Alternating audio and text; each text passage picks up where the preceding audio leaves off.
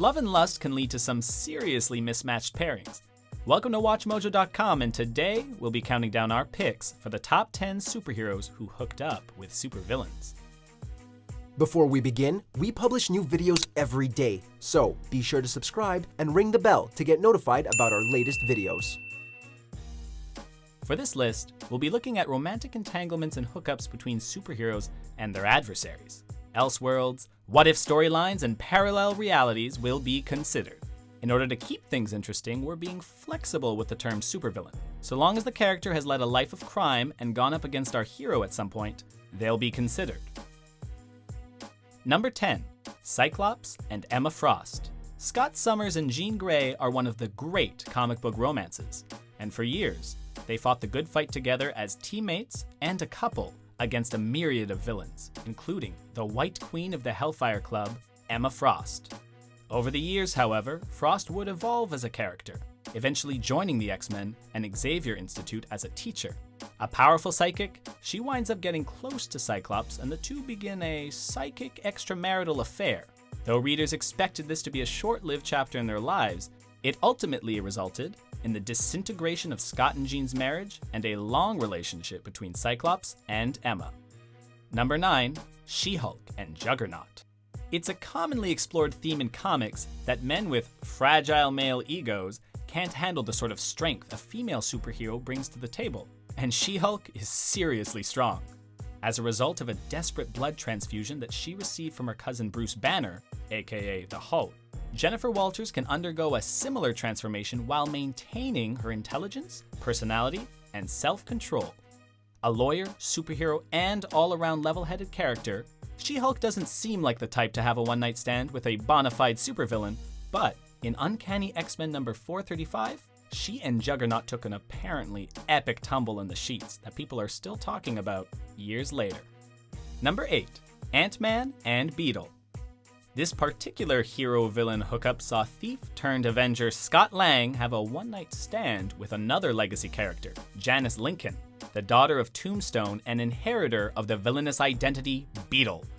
It's a hookup that he almost immediately regrets, but in his defense, and Beetle's, this was part of the 2015 Secret Wars storyline, and their world was literally ending the next day. A bug's gotta do what a bug's gotta do. Number 7, Rogue and Magneto. Unlike the previous hookup, this Romeo and Juliet story of the mutant variety was much more than a one-night stand. As you're likely aware, matters of the heart are never simple for Anna Marie, aka Rogue, given that her powers make it so that she can't touch most people without knocking them out. But this hasn't stopped her from finding love. Her greatest romance is with Gambit, but she's also been linked with the master of magnetism himself, Magneto. The two first got familiar in the early 90s in the pages of Uncanny X-Men and were given a true shot at love in the Age of Apocalypse timeline, in which they actually got married and had a son, whom they named Charles. Number 6, Green Lantern and Star Sapphire. Taking a bit of a deviation from the norm, this particular case saw an old flame become a villain. Of the various romantic interests that Hal Jordan has had over the years, Carol Ferris has always been the standout.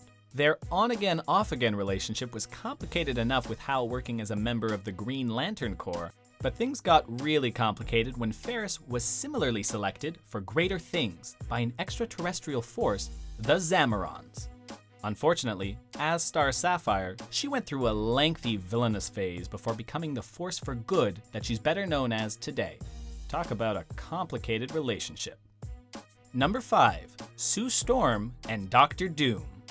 That devious Dr. Doom, not only is he a criminal mastermind and dictator, he also insists on complicating matters of the heart. As part of the Secret Wars storyline, which saw him effectively become the god and designer of a collaged reality, Sue Storm is his wife, or rather Susan Von Doom.